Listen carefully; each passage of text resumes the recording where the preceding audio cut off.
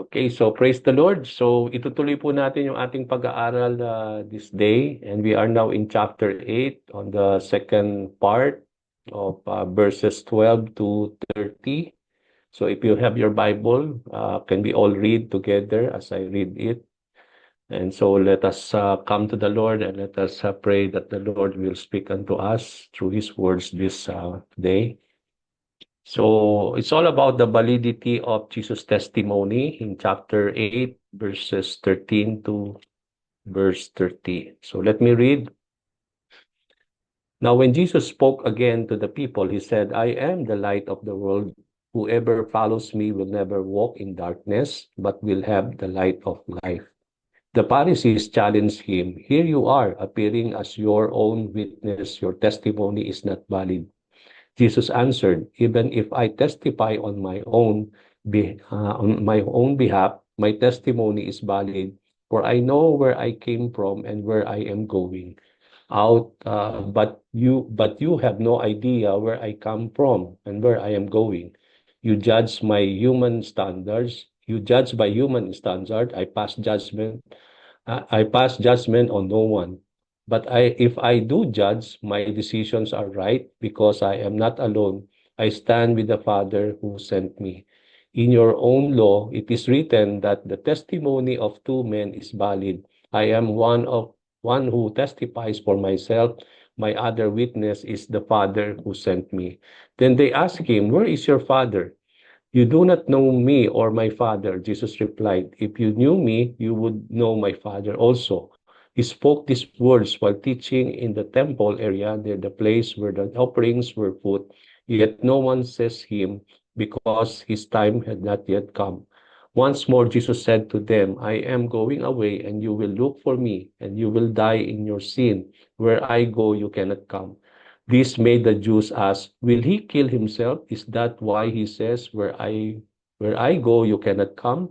But he continued, You are from below, I am from above. You are of this world, I am not of this world. I told you that you would die in your sins if you do not believe that I am the one I claim to be. You will indeed die in your sins. Who are you? They asked. Just what I have been claiming all along, Jesus replied. I have much to say in judgment of you, but he who sent me is reliable, and what I have heard from him I tell the world. They did not understand that he was telling them about his Father. So Jesus said, When you have lifted up the Son of Man, then you will know that I am the one I claim to be, and that I do nothing on my own but speak just what the Father has taught me. I am one who sent me the one who sent me is with me. He has not left me alone, for I always do what pleases him. Even as he spoke, many put their faith in him. So purihin ang Panginoon sa kanyang mga salita sa araw na ito. Okay, last Friday, as what we have studied, we came across with the story about the adulterous woman who was caught in the actual sin of adultery. And from the study, nakita natin that the Lord extended His mercy, His compassion, and His grace, as well as His forgiveness to the woman. Today, we will continue po yung ating study on chapter 8, verses 12 to 30 as I have read, no, regarding the validity of Jesus' testimony. Now, from not only in this passage, kung matatandaan ninyo mga kapatid, not only in this passage that we are able to study and know about the testimony of Jesus Christ regarding Himself, pero kung makikita natin, sabi ko nga sa mga pag-aaral natin, we go back into sa mga previous chapters nating napapag-aralan is because when we talk about the apostle, when we talk about the book of John, many passages in this book ay nandun po lagi that John always go back to what he was writing, no? And from here, kung makikita natin yung when Jesus Christ will again make testimony of himself regarding that he is the light of the world, makikita natin that his testimony is always valid.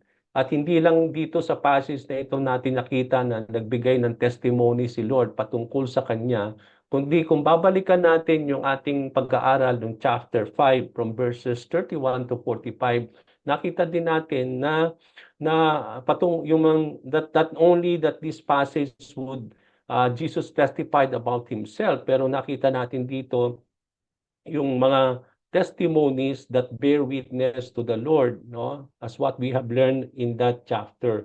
Now, dun sa chapter 5, verses 31 to 45, na kung pabalikan natin yung ating napag-aralan doon, nakita natin dito that there are many witnesses who bore witnesses to the Lord, no?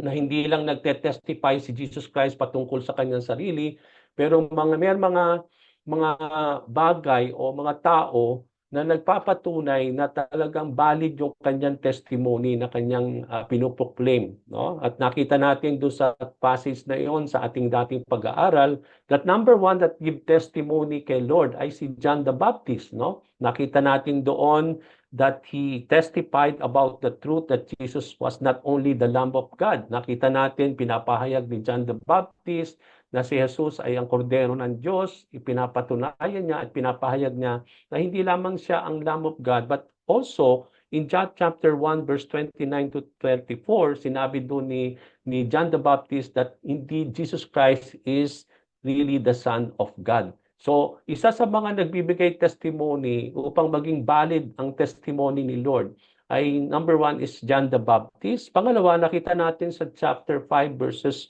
31 to 45 na ang pangalawang nagbe-bear testimony rin kay Jesus Christ regarding who himself is, sabi nga natin, is the very work that the Father has sent him to do. Yung mga ginagawa ni Lord, lalo na po yung mga signs and miracles na kanyang ginagawa, pine-perform ng mga panahon na yon, up to the extent nung siya'y namatay sa krus ng Kalbaryo to do the work of redemption, ito'y nagpapatunay na siya talaga yung sugo ng ating Panginoon. And these things Jesus were performing, yung mga bagay na kanyang ginagawa na pine-perform niya nung siya'y nandito sa lupa to fulfill the work of the Father na siya'y pinadala, ito ay nagpapatunay na siya ang tunay na Mesiya at siya talaga kung ano yung kiniklaim niya patungkol sa kanya. Yung third na makikita natin na nagbibigay testimony din kay Lord as what we have learned, no? Inuulit ko lang ito for us to tie it up in our lesson today. Yung pangatlo po, yung the scriptures. Alam natin, the word of God will always speak about the Lord, no? Because the word was written for the Lord, no? Lahat ng mga bagay na isinulat sa Bible ay patungkol kay Kristo Jesus. Kaya napaka-importante na the scripture will always testify about Jesus Christ, everything about him. At yung ikaapat na testimony na nagbibigay testimony rin at nagbibigay witness sa ating Panginoon ay yung the testimony of Moses. Sabi nung sa chapter 5 na yon, di ba? Kung matatandaan ninyo, the testimony of Moses regarding what he wrote about Jesus. Alam natin na Moses wrote the first 5 book of the Bible, yung Pentateuch, at doon natin makikita that he is mentioning a lot of things about the Messiah that will be coming, no? At sabi nga dito, Moses wrote about Jesus Christ. That if they believe Moses, sabi doon sa chapter na ito, the Jewish people would have believed Jesus for Moses wrote about him. Kung sila'y naniwala kay Moses at say nananampalataya sila sa mga salita na binigkas ni Moses patungkol sa Panginoon, then they should have believed the Lord Jesus Christ is because Moses wrote about the Lord. Okay? Now dito, meron pong discrepancy sometimes that we will try to raise today. Kasi sinabi niya po sa John chapter 5 verse 31, kung babalikan natin muli yung chapter 5 na yon, at sa verse 31, sinabi ng Panginoon that if I testify, sabi niya, if I testify about myself, my testimony will not be valid. Okay, so sa chapter na yon, sinabi niya that if he testified about himself, yung kanyang testimony is not valid. Yet his own testimony about himself and the things he claims to be are actually valid. Now, what is the discrepancy here? Kasi kung mapapansin natin, doon sa John chapter 5, sabi niya, yung testimony ko, kung ako'y magbibigay testimony, ito ay hindi magiging valid kung ako lang yung magsasalita. But here, kung titingnan natin dito sa chapter natin, dito sa ating pag-aaralan, sinasabi naman ni Lord na sa ating pong pag-aaral that his testimony is valid also, no? So parang bang para bang titingnan natin, parang bakit hindi magkapareho yung statement ni Lord. Sa chapter 5, sabi niya, his testimony is not valid if he speak by himself. Pero dito naman nakita natin dito that if I testify about myself, my testimony is valid now, no? Nakita natin dito sa chapter 5 verse 31, if I testify about myself, my testimony is not valid. So when Jesus said that he was not saying that, dito natin makikita na dito sa chapter 8 naman, makikita natin dito that he says that his testimony is valid. Parang bakit hindi magkapareho yung statement ni Lord? Now, we believe that there is no discrepancy on the words of the Lord Jesus Christ. Kasi sabi ko nga, kung pag-aaralan natin lagi yung kanyang mga sinasabi, malalaman natin kung bakit ganun ang sinasabi ni Lord sa ganitong klaseng sa verse na ito, compare with the verse that we are learning today. Now, nung sinabi ng Panginoon sa chapter 5, verse 31, that if I testify about myself, my testimony is not valid, makikita natin dito, sinabi ito ni Lord, not directly that He is claiming na yung kanyang testimony is not really valid. We know that every testimony that the Lord will make will always be valid because He is God in the form of the flesh, no? He can really testify about Himself because He is God in the flesh, so there is no doubt that He can make testimony of Himself. He can claim who He is by himself. Hindi kailangan itong suportahan ng ibang mga testimony about the Lord. No? Kung si Lord pinapahayag niya na siya'y ganito, especially today that if He is saying that I am the light of the world, no, then there is no need for anyone to support that claim of the Lord. His claim is more than enough, mga kapatid. But then, bakit niya sinasabi niya that my testimony is not valid if I testify about myself only? Is because makikita natin dito, makikita natin that he do not want just simply for him to make testimony of himself. Na ang gusto niya ay ayaw niya na siya lang ang magbigay ng testimony sa kanya patungkol sa kanyang sarili, but he wants other people to support his claim of who he is. Kaya nga dito natin makita sa chapter 5, binanggit niya doon that if my testimony by myself is not valid, if not about these people, no, sa chapter 5 na nagbibigay patotoo sa kanyang mga sinasabi or regarding about himself, na he do not want just simply for him to testify about himself, but Jesus want to support his testimony with other testimonies to make his testimony valid. Okay? Now, Jesus was simply applying what the scripture said. Kasi ina-apply lang ni Lord sa chapter 5 yung what the scripture said. Ano ba yung sinabi sa scripture? That every matter should be established and validated by the testimony of 2 or 3 witnesses. Okay, kaya nga sa chapter 5, sinusuportahan ng Panginoon Diyos o yung claim ni Jesus Christ, no, regarding the testimony that he made about himself, and he is applying what the scripture says na ang isang testimony can become only valid when there is 2 or 3 witnesses that supports it.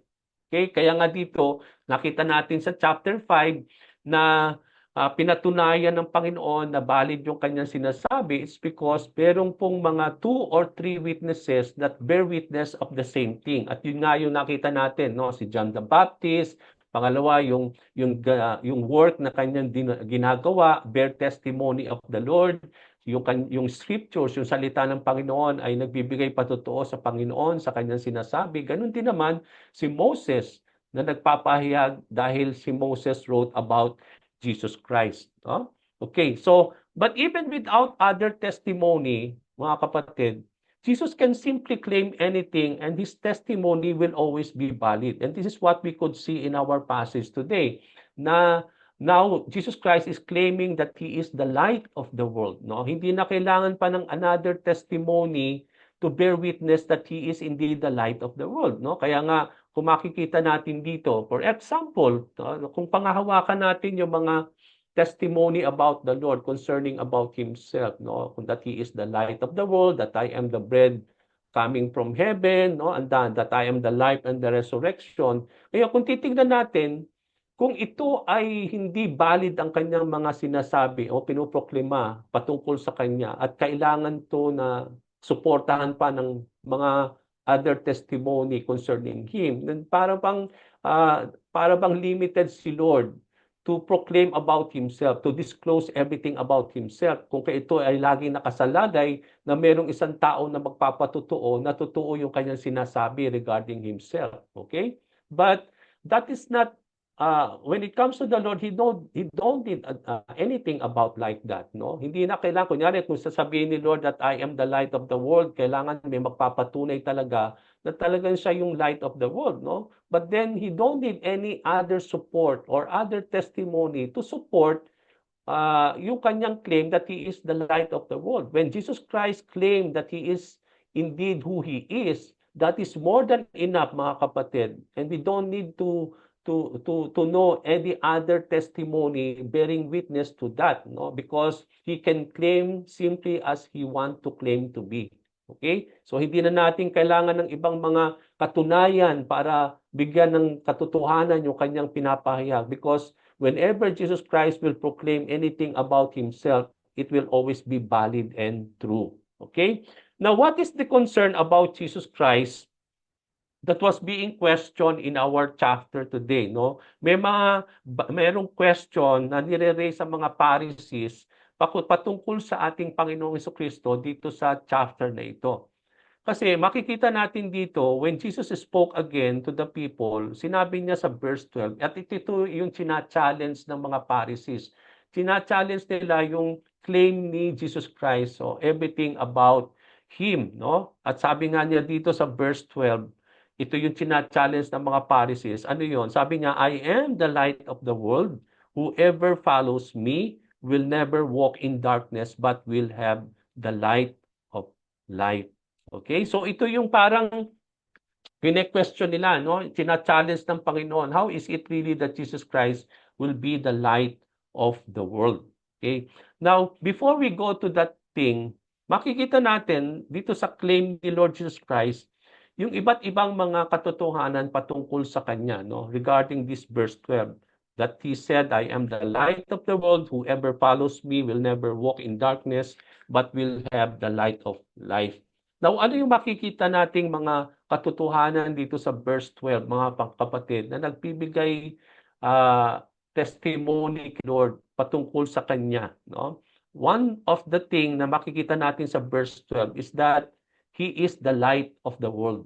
No? When we talk about Jesus Christ, he is indeed not only that he is claiming that he is what he is, but makita natin that he is the light of the world. Makikita natin dito sa chapter natin na ipinapahayag ng Panginoon that he is the light of the world. At yun din naman ang ipinapahayag ni John, no, na sumulat nitong ebanghelyo na ito. 'Di ba, kung babalikan natin yung John chapter 1 verse 5 na sinusulat ni Apostle John. Sinabi ni John dito sa chapter 1 verse 5, the light shines in the darkness, but the darkness has not understood it. So, nakita natin nung inumpisahan ni Apostle John yung kanyang writing, itong book of John, unang-unang niyang sinabi is, in the beginning was the Word, and the Word was with God, and the Word was God, no? And the Word became flesh and dwelt among us. Dito niya binibigyan ng pagpapahalaga na ang Panginoong Jesucristo is the living Word of the Lord, no? At hindi lang siya pinatutunayan ni Apostle John that Jesus Christ is the living Word, pero sinasabi niya rin sa chapter 1 that Jesus is the light who came, no?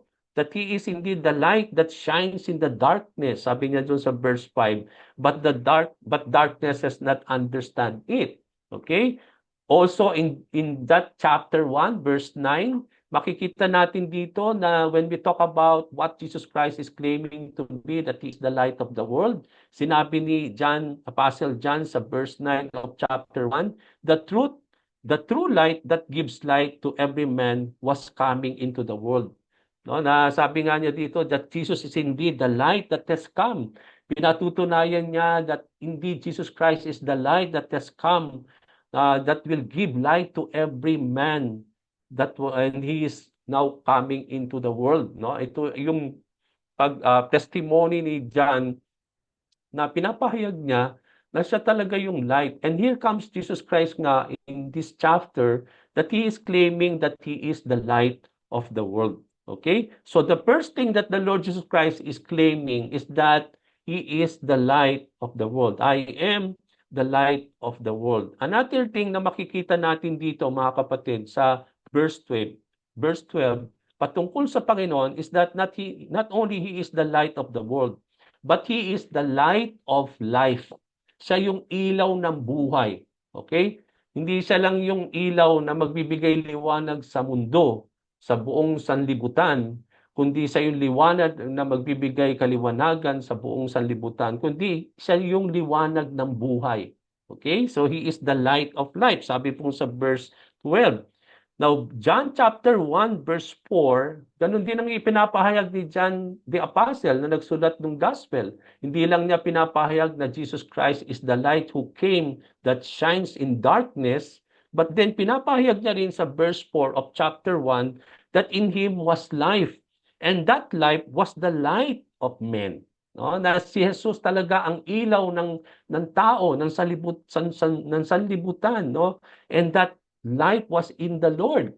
Okay, na ibig diyan sabihin na si Jesus ang buhay, na kung ikaw ay walang Jesus, then wala ka talagang buhay na matatawag na buhay itself. Okay? At ang buhay na yan ay nagliliwanag, nagkakaroon ng kahulugan kapag meron kang liwanag ni Jesus sa buhay mo. Kaya because He is the light of life, siya yung nagbibigay liwanag sa ating pong mga buhay, mga kapatid. Kaya Jesus is not only the light in this darkened world, but He is both the light of life and the light of men. Siya yung liwanag ng buhay at siya rin po yung liwanag na nagbibigay makasaysayan at liwanag sa buhay ng tao. He is the light of life and He is the light of men. Okay?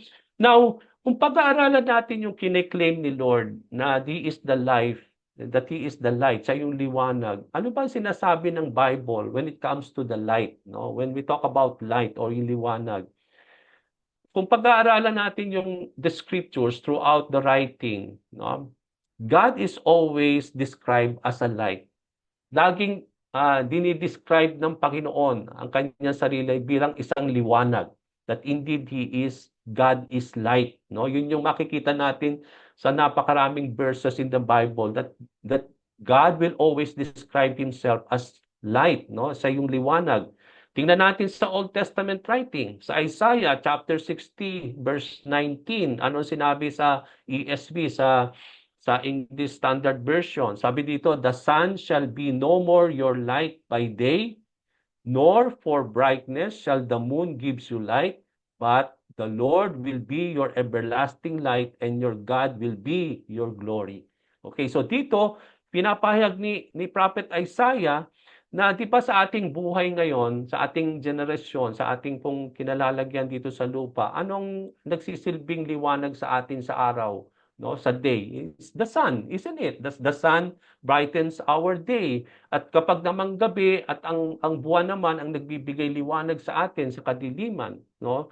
But then dito sinabi na Isaiah, the sun shall be no more when the Lord will be declared, no? When He will come into His glory. At yan ay mangyayari po sa Book of Revelation, no? At makikita natin yan, mapupulpil yan sa Book of Revelation, na hindi na natin kailangan ng liwanag ng araw at ng buwan because the light of Jesus Christ will be enough. No? Yung glory niya is more than enough to bring light unto all people. No? Kaya ito'y pinapahayag ni Isaiah na ito'y mangyayari po in the book of Revelation, na sinabi ni Isaiah, the sun shall be no more your light by day. Na hindi na yung araw ang magiging light natin sa araw, o yung sun will not be the light of our day, nor yung brightness ng moon daw ang magbibigay sa atin ng liwanag by night, but the Lord will be your everlasting light. Na ang liwanag ng Panginoon ay siyang magbibigay sa atin ng liwanag, no? And your God will be your glory. Okay? So here, makikita natin that God's light is now made, no? So makikita natin that the light, makikita natin that God is always seen as a light, no? Sa mga passages in the Bible. Another thing na makikita natin when we talk about God is light is that God's light is now made flesh in the person of Jesus Christ. Yung liwanag na yan na sinasabi ni Isaiah sa Old Testament writing that God is light, that not only the Word became flesh, di ba? Pinapahayag ni John na the Word became flesh, but the light became also flesh. Okay, yung liwanag na yan ay nagkatawang tao din. Yung liwanag ng Panginoon ay nagkatawang tao sa pamamagitan ni Jesus. At paano natin makikita yan? Light is seen as the power of the Lord. No? Makikita natin dito that light is seen in the power of the Lord. And during the conversion of Paul, makikita natin dito na even nung conversion ni Paul, nakita natin na ang nakita ni Paul is that the light of Christ, no? Nakita niya yung light of the world or yung light in heaven. Kung kaya nga hindi siya nakakita at that particular time, yung nabulag siya, no, on the way to Damascus when he encountered the light of Jesus Christ, the light that is from the heaven. No, yung liwanag, nakita niya yon. So, makikita natin dito, even in the life of Jesus Christ, that he is indeed the light na nakita ni Paul when he was on this way to Damascus. And then makikita natin dito na paano natin mapapatunayan that na totoo yung sinasabi sa Old Testament that God is light and that light is Jesus Christ, no? The light became flesh. Nakita natin yan sa 1 John chapter 1 verse 5. No, sa ESV version, makikita natin dito, ito yung pinapahayag din ni John, John the Beloved, sa kanyang writing sa 1 John, na pinatutunayan niya yung hindi lang ang salita ng Panginoon ay naging tao or the Word became flesh, but he also is saying that the light, no, became flesh, and that light is Jesus Christ. So sabi niya dito sa 1 John 1:5, this is the message we have heard from him and proclaimed to you, that God is light and in him is no darkness at all. So sino yung pinapahayag niya dito? No, pinapahayag niya dito, and he is claiming that indeed the one, something that he has heard from him, no, from whom? From Jesus Christ, and that he is proclaiming to us. And what is the message that he have heard from the Lord? That Jesus Christ is saying na kanilang narinig sa kanya that God is light and in him is no darkness at all. No, binabanggit niya dito na yung what even the Bible in the Old Testament is claiming that God is light, and that in him he is claiming that he is that light, that there is no darkness in him at all. No, that he is claiming that he is that light who had come, that he is indeed the light and the light of the world, and that indeed he has come to be the source of light and the source of life. No, kaya nga makikita natin dito that when Jesus claimed in John chapter 8 verse 12 that he was the light of the world, he proclaimed that he was God who was the source of all light and also the source of life. Because God is not only love, not only God is who he is, but also God is light as he claimed to be. So makikita natin dito that Jesus was claiming that he is the exclusive source of spiritual light.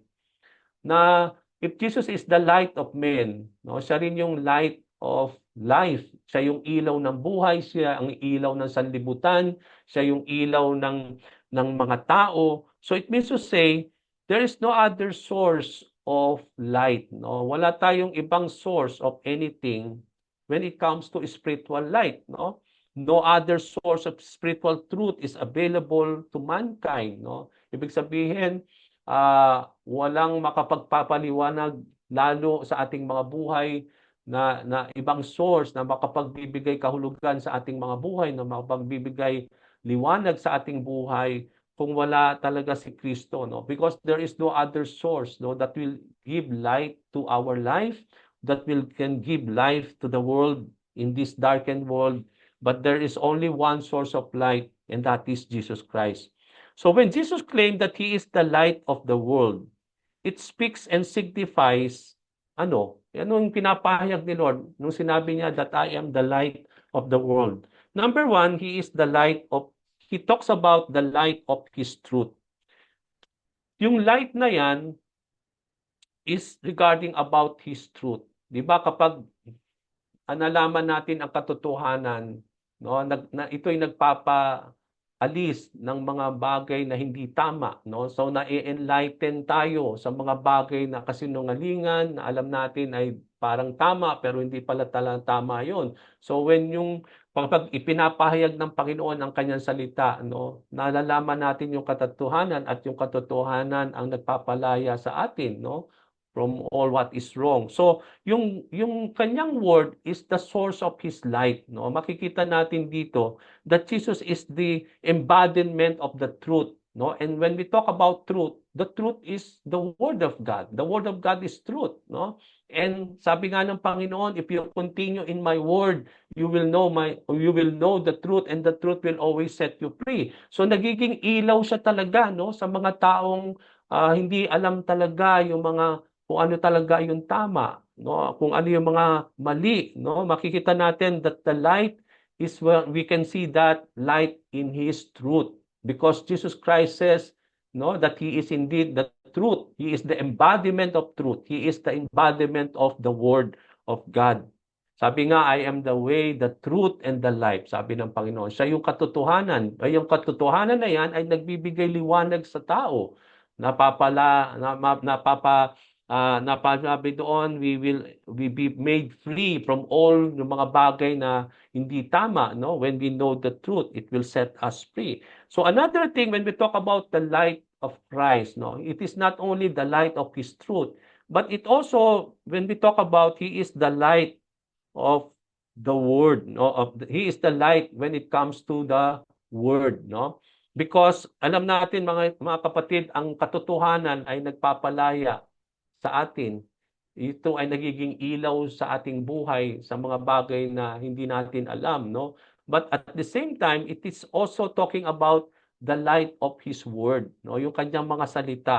His Word is a lamp unto our feet and the light unto our path. Di ba? Sabi nga sa Book of Psalm, ang salita ng Panginoon ay nagbibigay liwanag sa ating daraanan, no? It is the lamp unto our feet, and it is sabi nga natin, a lamp unto our feet and the light unto our path, no? Yung ito ay nagbibigay liwanag sa ating pong paglakad sa ating buhay. Kaya nga napaka-importante na hindi lang ipinapahayag ng Panginoon that He is the light, that light we can see from His truth, but also that light we can see from the Word of God, from sa kanyang mga salita, dahil ang salita ng Panginoon ay siyang tunay na liwanag ng ating buhay, no? Siya yung nagbibigay lamp sa ating pong mga paa, at the same time, siya yung nagbibigay liwanag sa ating pong path. Siya yung nagbibigay direksyon. Di ba? Alam natin kapag maliwanag, no, nakikita natin yung ating dadaanan. Pero kung madilim naman, di ba, nangangapa tayo kung ano yung dadaanan natin. Hindi natin alam kung saan tayo tutungo,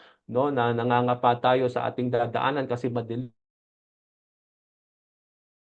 But when there is this light, no, it gives us the direction, it gives us leading, it gives us guidance, and nakita natin yung lahat ng yan, yung characteristic na yan sa pamamagitan ng kanyang salita. So the light of His Word. Another thing is the light of eternal life. Okay? Yung when we talk about He is the light of the world, it talks about the light of eternal life. That Jesus is the source of eternal life. That there is no other source of truth. There is no other source of light that can enlighten our life, our path in this life. But at the same time, He is only the source of eternal life. Okay? Yung liwanag ng buhay na walang hanggan, no? Makikita natin dito. When we talk about He is the light of the world, He is claiming that He is only the source of eternal life, no? Na hindi magkakaroon ng eternal life ang sanlibutan apart from the light of Jesus Christ, no? He is the source of eternal life. So that those who have the light of Jesus' truth, the light of Jesus' words, and the light of eternal life, they will never walk in spiritual darkness. Okay, di ba sabi niya, if you have that light, you will never walk in darkness anymore. So kung panghahawakan natin yon, hindi na pala tayo lalakad sa kadiliman kapag meron tayong truth, the light of His truth.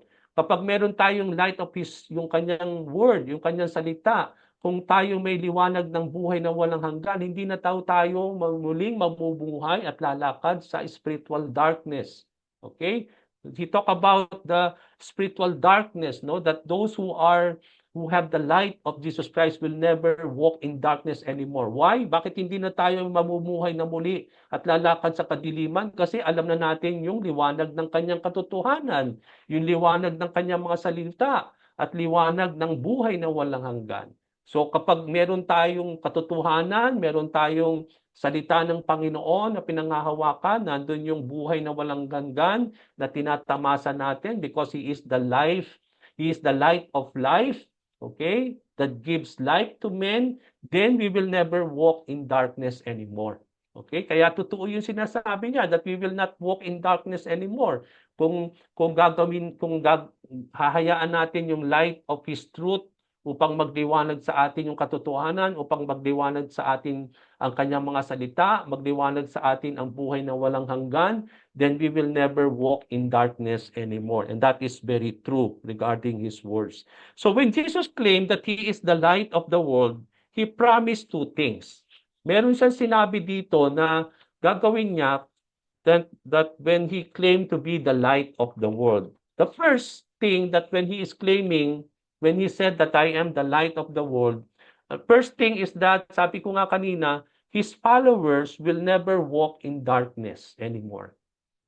Kapag siya ang naging ilaw ng ating buhay, because not only Jesus Christ is the light of the world, pero He is also claiming that He is the light of men. He is the light of life. Siya yung ilaw ng tao. Siya yung ilaw ng ating buhay.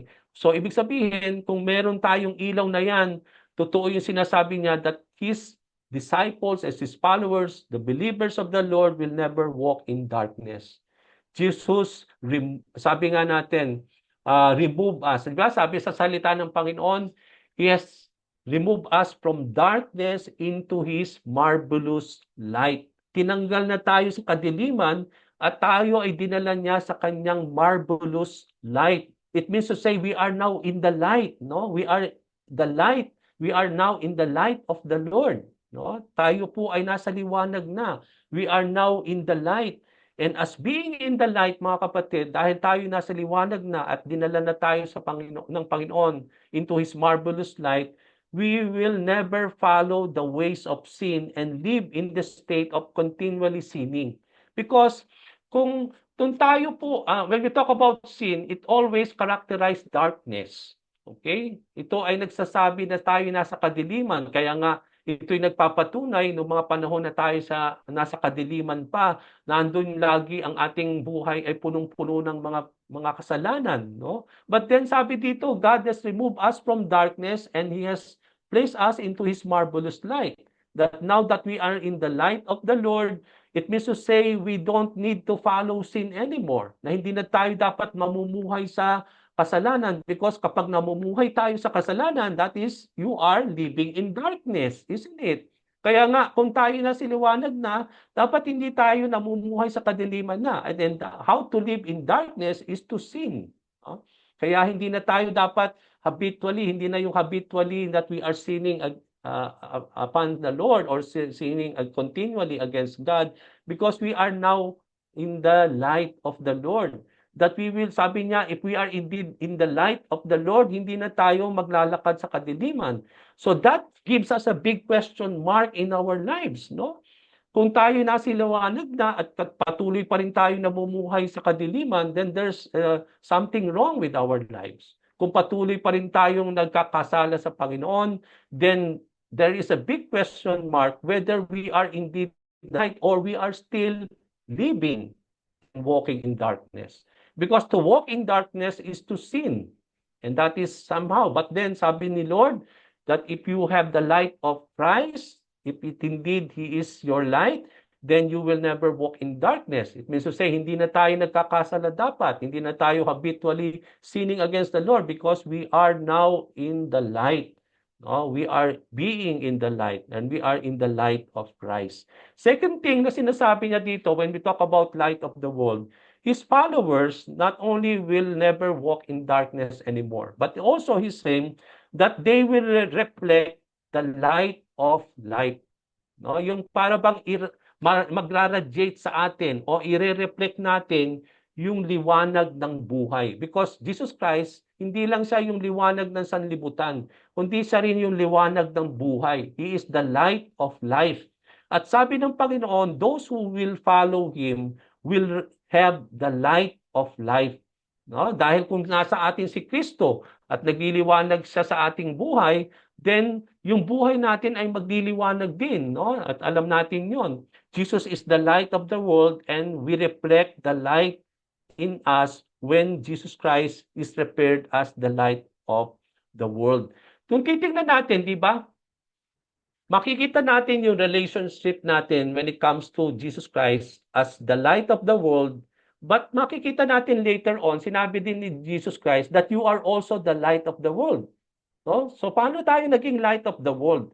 Samantalang si Jesus Christ talaga ang light of the world. No? Sabi niya, but you are indeed also, but you are the light of the world. You are the salt of the earth. No? No, that you let your light shine among men, sabi ni Jesus Christ. So here, He's talking also us as believers of the Lord that indeed we are also the light of the world. So paano nangyari 'yon?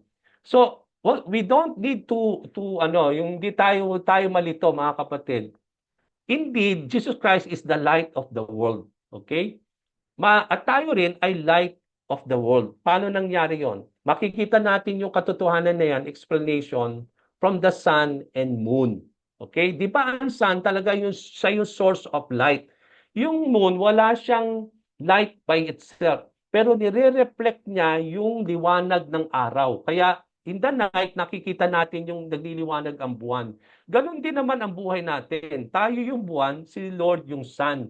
Siya yung source of light talaga. At kapag meron tayong Kristo sa ating buhay, nire-reflect natin yon at nakikita yung liwanag ni Kristo sa ating buhay. Kaya tayo rin ay nagiging light of the world.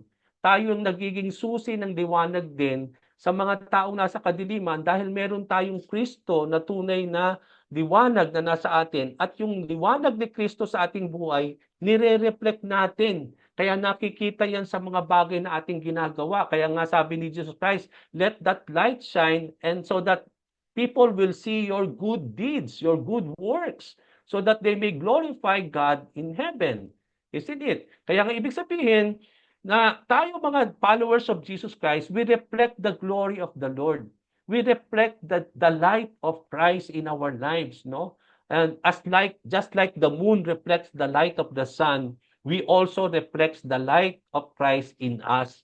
Kailangan nating kailangan ng tao makita yung liwanag na yan, yung kadakilaan, yung kalawalhatian ng ating Panginoon, that they will see the light of Christ living in us. Okay? So yun yung nakita natin dito. Yung pag sinabi ni Lord that I am the light of the world, He says that everyone who is in that light, they will never walk in darkness. They will not live in darkness anymore, characterized with sin. Yun ang sinasabi ni Lord dito. That if we have the light of the world, we have also the light of life. No? Magliliwanag ang ating buhay because we reflect in that life, in our lives, the light of Jesus Christ. Okay? So we are called in Matthew chapter 5 verse 16 to let our light shine, that people will see the good deeds we do out of faith in the Lord and through the Holy Spirit. Okay?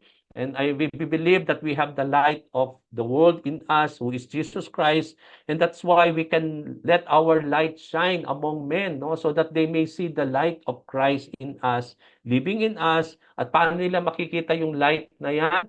Out of our good deeds. Mga bagay na ginagawa natin buti, out of our faith, out of the Holy Spirit, ito ay makikita nila at nakikita nila na talagang ang liwanag ni Kristo ay sa atin. Okay? So when Jesus Christ made this testimony and claim mga kapatid, yung mga Pariseo, challenge nila yung claim na yan, that his testimony by his own is not valid. No? Nung narinig nila na kine-claim ni Lord na He is the light of the world, sinasabi ng Pariseo, your testimony is not valid because you are just testifying by yourself. Okay, yun yung sinasabi niya. Okay, ng mga Pariseo na yung kine-claim mo patungkol sa iyo ay hindi ito valid kasi sinasabi mo lang sa sarili mo. Okay? Now, when we talk about testimony and witness, 'di ba sa mga kaso sa trial of sa mga court when they have the trial of yung mga case, 'di ba? For example, kung iisa lang yung witness, siya lang yung magpapatotoo, siya lang yung magwi-witness, paano malalaman na yung kanyang sinasabi ay totoo o hindi o fabricated lamang o hindi lang ito ay parang hindi totoo talaga? Kung walang mga other witnesses na magpapatotoo din sa kanyang sinasabi. Okay, so dito makikita din yun ang sinasabi dito ng mga Pariseo na by yourself your claim is not valid kasi walang ibang walang magpapatotoo sa sinasabi mo. Okay, kaya yun yung china-challenge nila si Lord, no? Now, this is when the Lord told the Pharisees, nung sinagot ni Lord itong mga Pariseo, that even he testify on his own behalf, his testimony is valid. Okay? Yun nga yung sinasabi ko kanina na parang discrepancy. Doon sa chapter 5, sinasabi na, if I make testimony of myself, my testimony is not valid. Sinabi niya not valid doon. Pero dito, sinasabi naman niya sa chapter 8 that sabi niya doon, dito sa verse na ito, that if I make testimony of my own, no, sabi doon, my testimony is valid. Okay? Now, paano sasabihin natin, this is when the Lord, no, nung sinabi niya yon, why? Bakit? What makes Jesus' own testimony valid as he claimed? Nasabi ko nga na kahit walang ibang mga witnesses, kagaya ng sinabi natin sa chapter 5, na ang kanyang testimony will always be valid. Even though ano man yung claim ni Lord, is because there is always one who will always bear testimony and witness of Jesus Christ. Okay nga, sabi po sa verse 14b, for I know where I came from. No, paano magiging valid yung sinasabi ni Lord? No, even he made that testimony by himself. Sabi ni Lord, for I know where I came from and where I am going, but you have no idea where I come from or where I am going.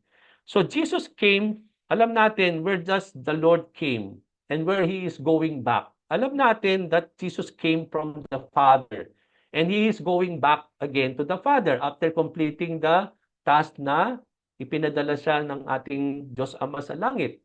Isn't it? God the Father sent Jesus Christ to fulfill His work, no? So He came from the Lord. Kaya nga sabi po dun sa John chapter 1, no? In the beginning was the Word, that the Word was with God. Okay? So makita natin, the Word became flesh and dwell among us. So the Word there is Jesus Christ. And John was testifying that in the beginning, Jesus Christ is with God and that He is God. Okay? And that God became flesh. So makikita natin that Jesus Christ came in heaven. He came from the Father.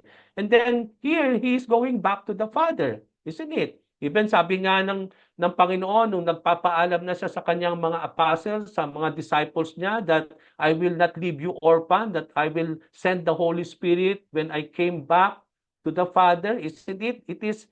When the Lord will complete His mission, He will be going back to the Father. And that is what He's telling to the Pharisees, no? For I know, alam ko kung saan ako nagmula at kung saan ako babalik, no? Pero hindi ninyo alam, but you don't have I no idea where I came from, sabi niya doon sa mga Pharisees. That you don't know or where you don't have any idea where I will go going back, no? Where I will be going, sabi ng Panginoon sa mga Pharisees. So if the Pharisees have no idea, tingnan niyo po doon, sabi ni Lord, no, sa word. Nagwo-word for word tayo, mga kapatid. Sabi dito, but you have no idea where I come from or where I am going. Okay, so walang idea, walang alam ang mga Pharisees concerning about where Jesus Christ came and where Jesus Christ will going back. Okay? So if the Pharisees have no idea concerning Jesus, who Jesus is, wala silang idea kung sino si Jesus kasi hindi nila alam. Kaya tinatanong, who are you? Wala silang idea, wala silang alam patungkol sa Panginoon. Then everything that the Lord will claim about Himself, everything, He is the living bread, He is the light of the world, He is the life and the resurrection. Kahit anong yung ipapahayag ni Lord, because they have no idea of who Jesus is, they will not really accept all those. Though Jesus Christ will claim it, is because even in the bottom line, they did not know and they have no idea about who Jesus Christ is. Okay? So kung hindi nila alam si Lord, lahat ng sasabihin ni Lord, hindi nila tatanggapin. They will have no idea where He came from. They will have no idea where He will be coming back because in the first place, they don't even know and no idea about the Lord Jesus Christ. Wala silang alam, wala silang idea about the Lord. So, they will always challenge and question yung kanyang mga claim because on the bottom line, on the bottom of it, they don't know really about the Lord. They have no really idea about the Lord. That's why they will always asking Jesus Christ, who are you? No, they are trying to know who is Jesus Christ. No, but if Jesus Christ will tell about Himself, they will not accept it. Why? Because in the first place, they don't even know who Jesus Christ is. Okay? So hindi nila panghahawakan yung kanyang sinasabi because they don't really know Jesus Christ. That's why Jesus Christ said that you have no idea where I am came and where you don't have even idea where I came, where I will be going back.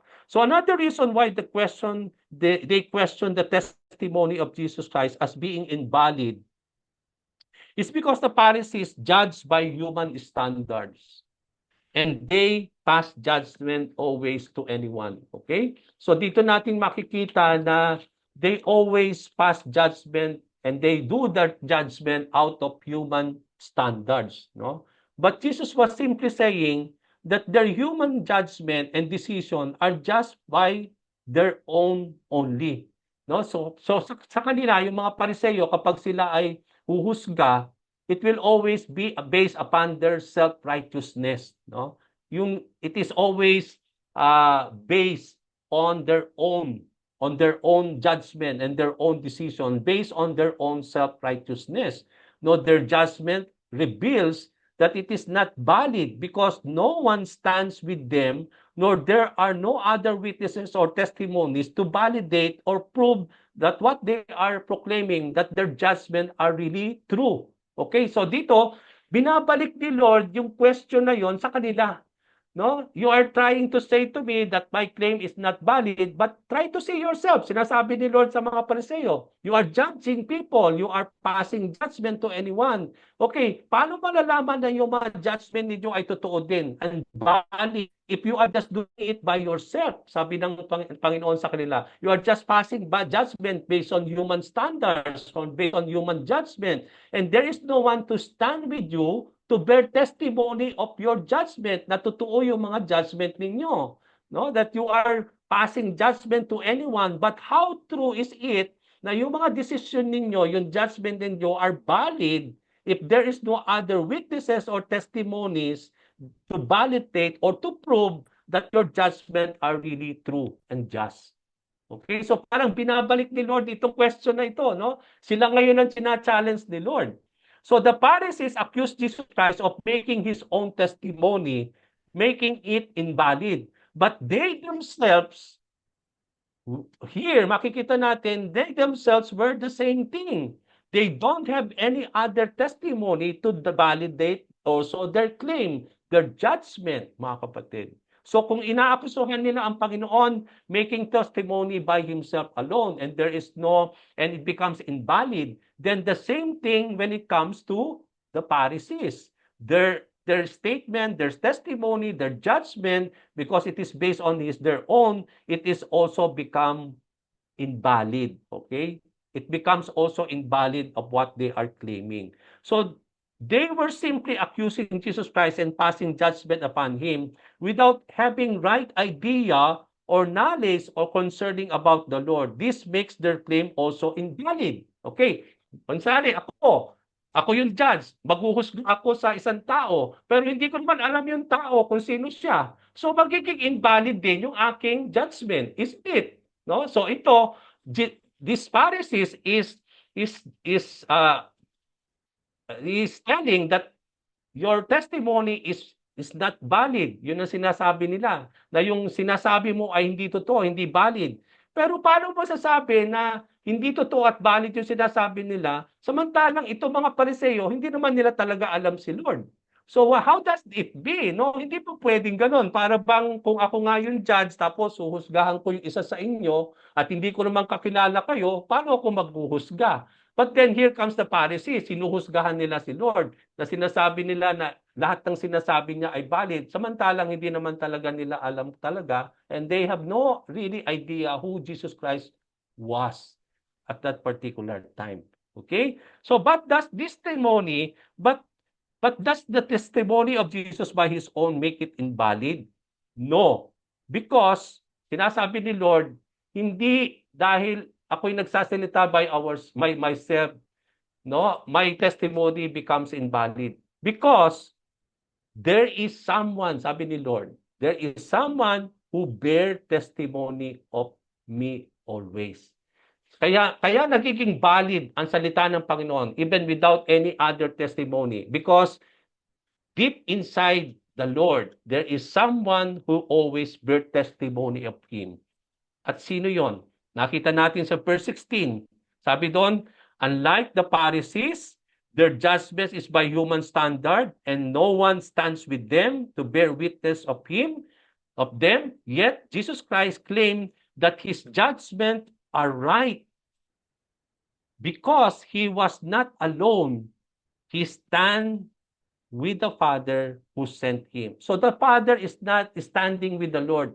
And Jesus Christ is also standing with the Father. So dito natin makikita, walang tao na naninindigan sa mga Pariseo, sa kanilang mga judgment, because there is no one to make their judgment right and valid. But when it comes to the Lord, His judgment will always be right and valid because there is always who will stand witness of the Lord. Diba sa mga korte, there should be a witness who will stand to bear testimony. When it comes to Jesus Christ, there is always someone who will always stand, who will witness and bear testimony of the Lord. And that is the Father in Him. No? The Father in heaven.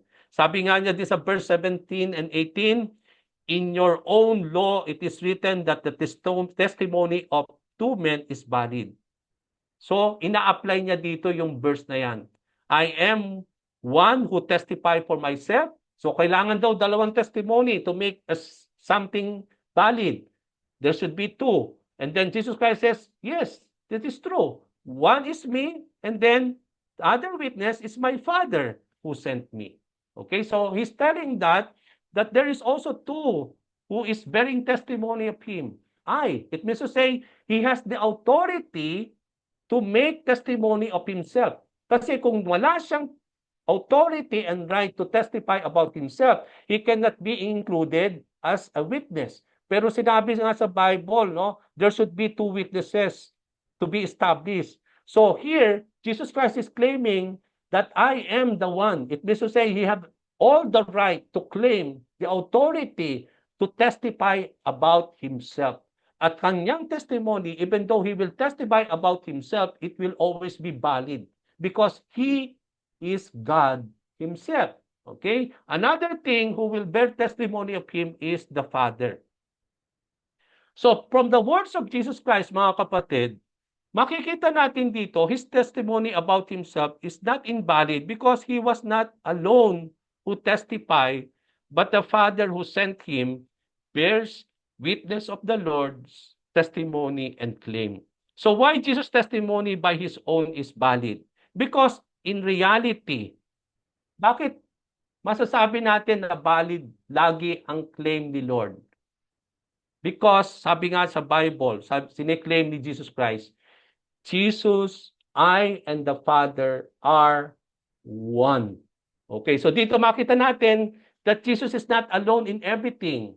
that he has the Father in himself, that I and the Father are one, that Jesus and the Father are one. No, we are not saying there are one person. I'm not saying that.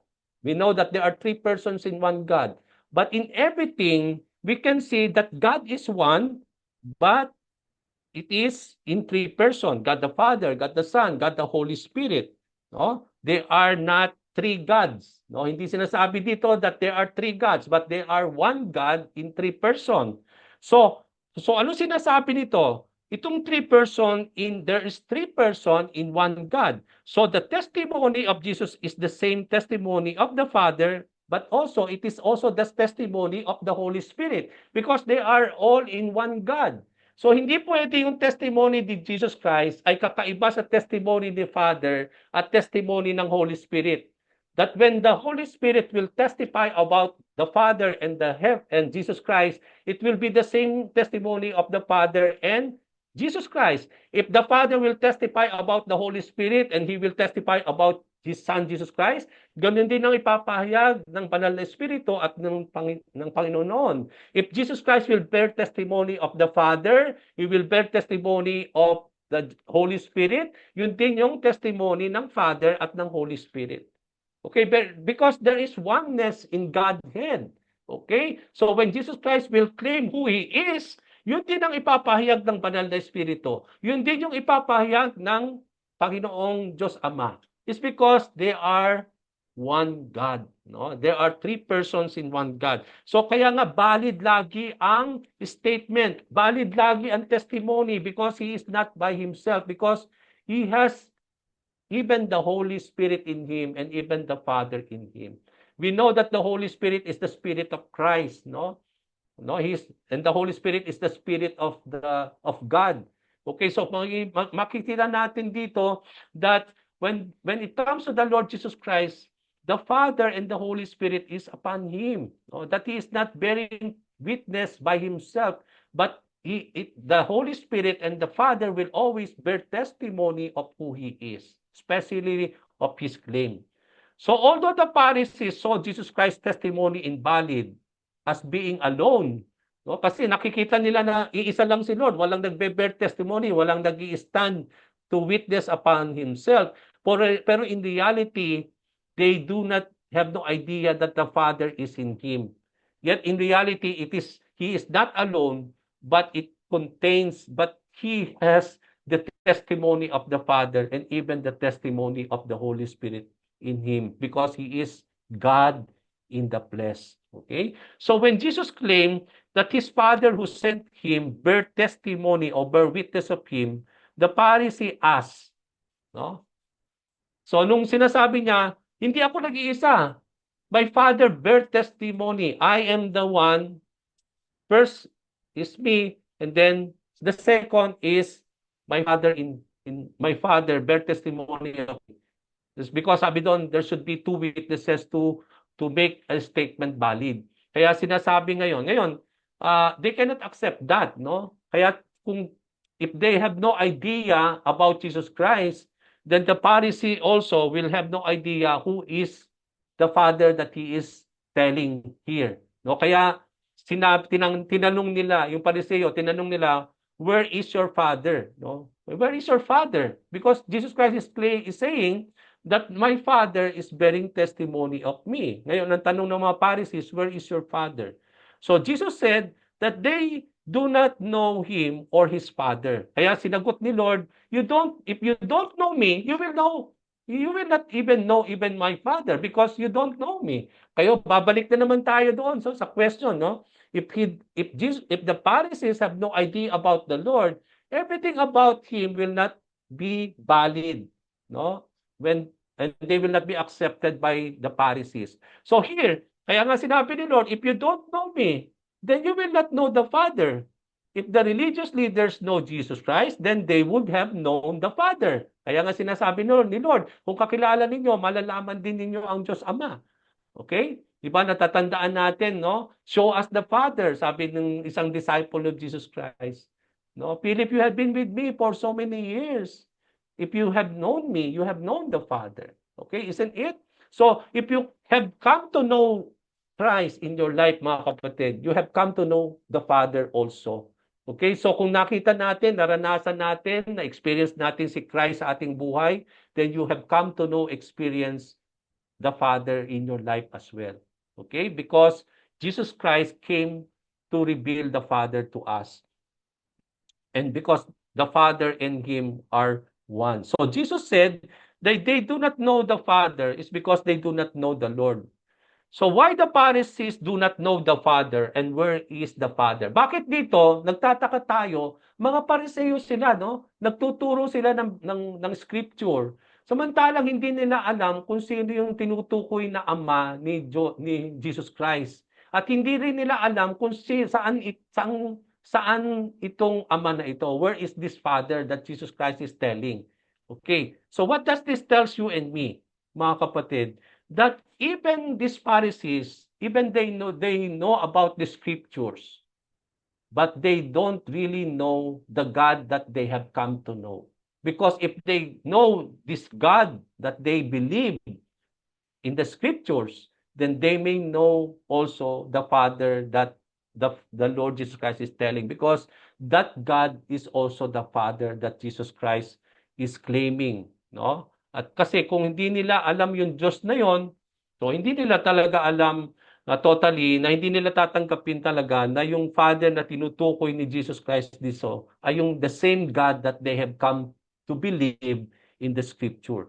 So the Mosaic law, as the Pharisees hold, ano bang pinupoklaim ng Mosaic? Bakit iisa ang kanilang understanding? No, pag sinabi nating yung religion ng mga Hudyo, no, yung Judaism. When we talk about Judaism, ito yung relihiyon ng mga Hudyo.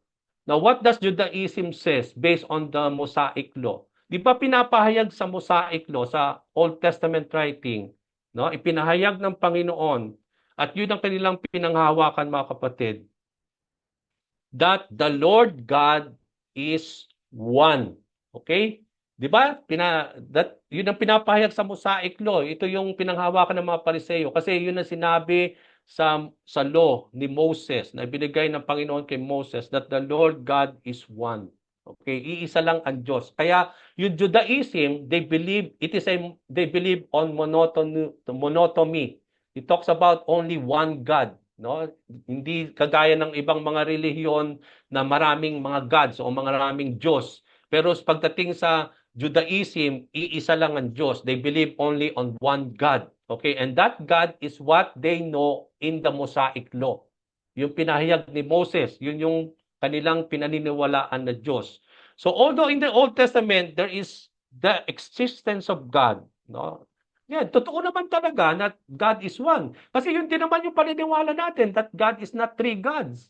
We talk about that it is one God in three persons, but they are only one God. It is not three gods, no? So yun din yung sinasabi din natin when it comes to our Christianity. So there is the existence of God, no? Kung titingnan natin, although hindi pinapahayag directly in the Old Testament that there is the God the Father, God the Son, God the Holy Spirit, na nakita na lang natin yan sa New Testament writing, pero hindi dahil ipinapahayag yung mga ganoon, literally, pero binabanggit lang lagi Lord God, it doesn't mean na wala doon yung God the Son and God the Holy Spirit. Because we can see the three person even in the Old Testament, no? Nakita natin yon, na nakita natin doon that even in the creation, the Spirit is hovering in there, no? Sinabi doon that let us make man, no? Yung word na plural there, us, no? Nakita natin there are other than the Father, there is also the Son and the Holy Spirit who had made everything created. Kasi pinapahayag doon that nothing was created apart from the Lord Jesus Christ.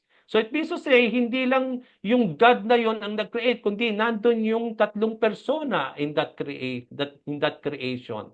Okay? So makikita natin yon. That is the reality that we can see from the scriptures.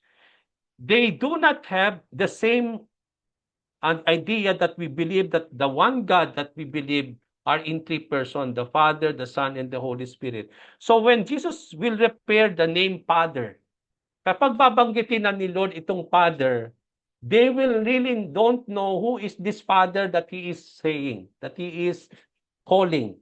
It's because they don't believe on God the Father, God the Son, and God the Holy Spirit, but they believe only on this God of Moses, and that is Yahweh.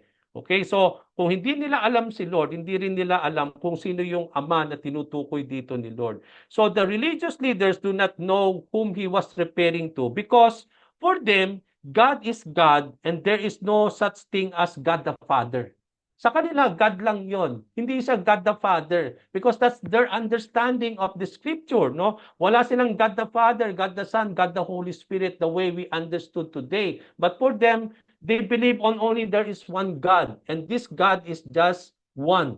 Walang three person yung kanilang paniniwala. Kaya they don't even accept Jesus Christ as God because they believe that this God is only the God of Moses.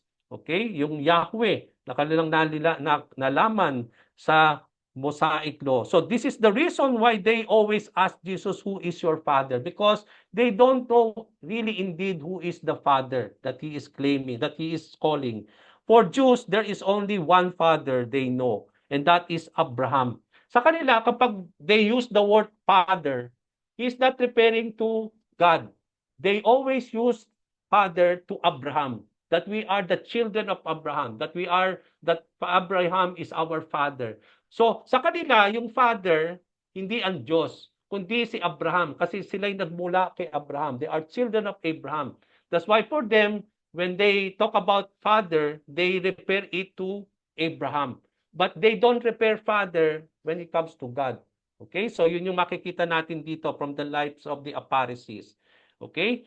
Now sa verse 27, they did not understand what he was telling them about his father. So hindi nila alam yung patungkol sa Ama na sinasabi ng Panginoon. No? They did not understand because they don't have any idea who is the Father.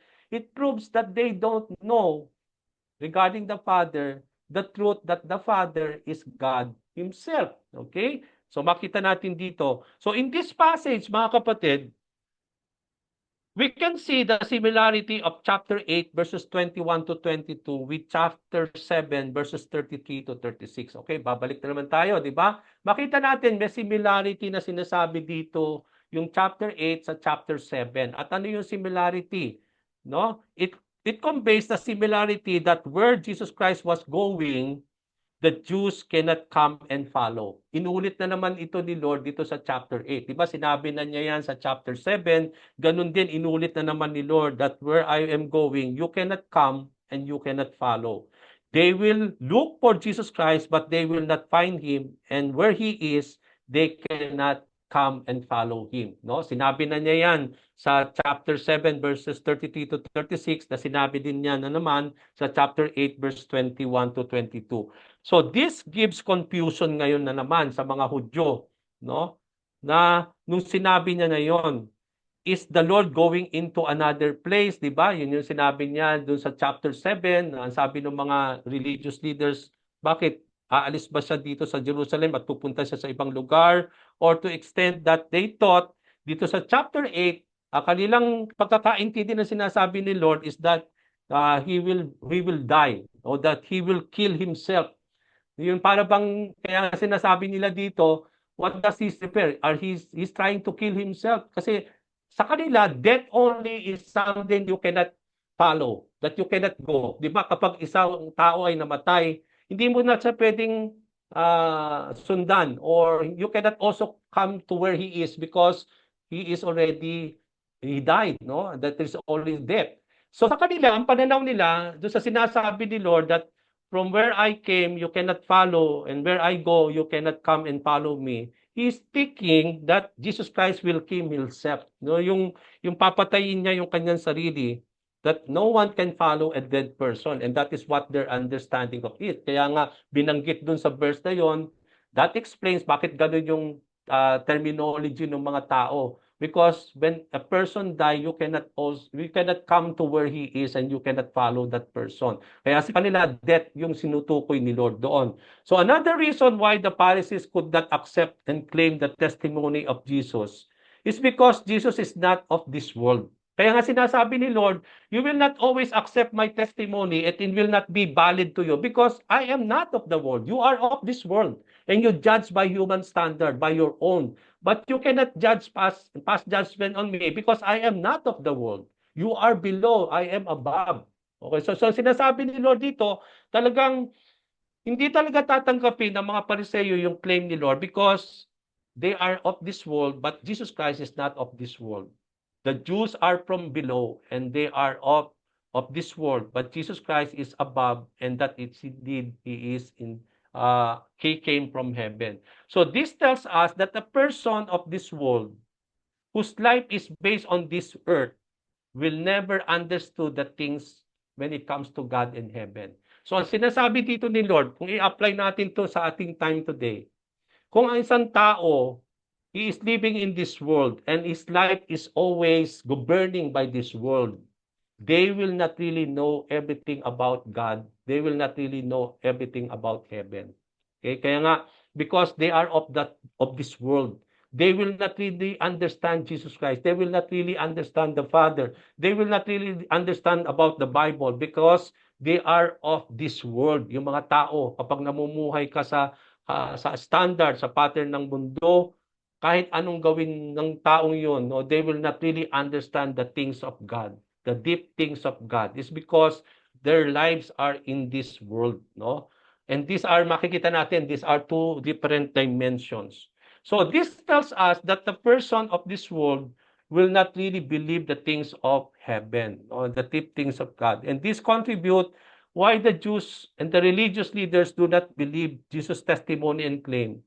No, sabi doon, I told you that you would die in your sins if you do not believe that I am the one I claim to be. You will indeed die in your sins. So, sinasabi ni Lord na if you will not really believe in me on what I am saying, you will indeed die in your sins. Ganon din naman ang sinasabi sa atin mga kapatid when it comes to the Lord Jesus Christ. If people will not really believe on everything that the Lord is saying about Himself, then they will indeed die in their sins. So from these words of Jesus Christ, we see the source of salvation from sin. That He alone is the source not only of the light, but He is the source of salvation for those people who will believe in His name.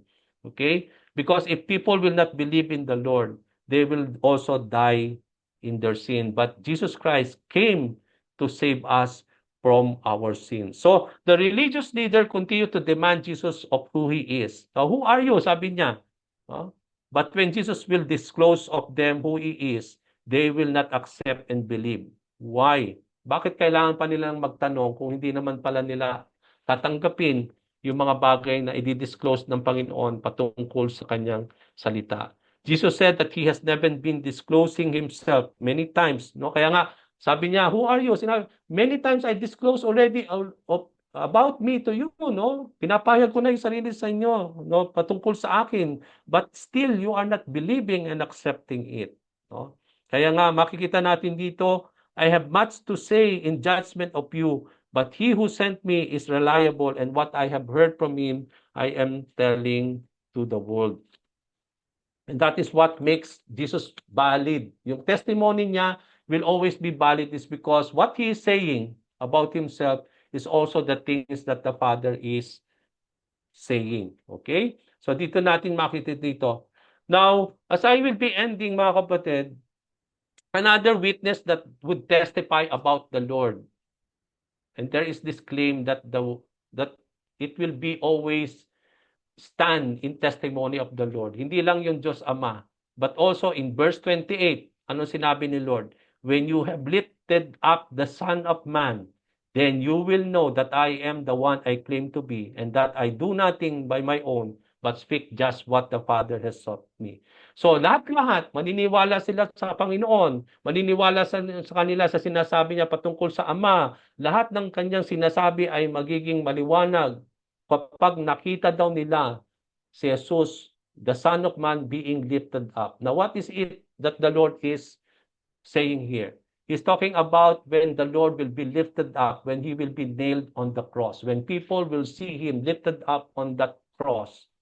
And that is the time, that's the proof, sabi dito, that you will know that I am to be, that I claim to be, and that I will do nothing on my own, but it is the Father who has taught me everything. So nakita natin dito mga kapatid as I end, no? Na when Jesus Christ was lifted up, when He died on the cross, ito ang tunay na nagpapatunay who stand in witness of everything that He claimed to be. Nung siya'y namatay sa krus ng Kalbaryo, ito'y nagpapatunay na lahat, higit sa lahat, ito ay pinatunayan na nung siya'y nabuhay na muli after 3 days. And that makes it so concrete, sabi nga natin, that He is indeed He claimed to be. Now, what does this passage tells us as I end, mga kapatid? It tells us that as disciples of Jesus, ito po yung application natin today, it tells us that as disciples of Jesus Christ, the Lord will always be with us. For His promise is that He will never leave us nor forsake us. No? If the Father is always with Him, and the Father is always standing in the Lord sa lahat ng kanyang ginagawa, ano sinasabi nito? Because Jesus Christ is with us, He will always stand with us, no, in everything that we do, because He will never leave us nor forsake us. If the Father is always with Jesus Christ, then in our lives we have always Jesus, and we are not alone. He will always stand for us, mga kapatid. Jesus Christ will always stand for us because He is there. He will never leave us nor forsake us. It tells us also that in all things that we do, we are always to do what pleases the Lord. Kaya anong mga sinasabi dito ng Panginoon, bandang huli, everything that I am doing is to please the Father in heaven. On the last verse. So ang sinasabi nito, sa lahat daw din ng ating gagawin bilang tagapagsunod ng ating Panginoon, we are always to please Jesus Christ into our lives. Similarly, when we testify about the Lord Jesus Christ regarding of who He is, our testimony is not invalid. Hindi rin invalid o hindi valid or sinasabi natin laging valid din kapag tayo nagte-testimony kay Lord. Bakit nagiging valid yung ating testimony kapag nagwi-witness na tayo about Jesus Christ? What makes also our testimony and our witness about the Lord valid? Why? Because other followers and believers also, not only because Jesus Christ bears testimony of what we are testimony, no? Hindi dahil bakit nagiging valid ang mga testimony natin kapag nag-evangelize tayo, nagwi-witness tayo sa Lord? Bakit nagiging valid 'yon? Hindi dahil tayo lang ang nagpapahayag noon. Kasi si Jesus ay nasa atin, yun din ang ipinapahayag ni Lord patungkol kanya. Another thing, we have also you and me, fellow believers in Christ, na ang pinapahayag ko, yun din ang pinapahayag ninyong lahat. So, nandun yung pagkakaisa ng ating testimony, and that makes also our testimony valid because it is the same thing. Just as the Father and the Holy Spirit bears testimony of what Jesus Christ is telling, the same thing with us. Ano man yung valid, yung ating mga testimony and witnesses about the Lord become valid is because yun din yung ipinapahayag ng bawat isa sa atin. Because we are not alone. We have the Spirit of Christ in us who also bear witness and validates our testimony regarding about the Lord Jesus Christ. Amen. So praise the Lord. So I return this back to Sister Brenda.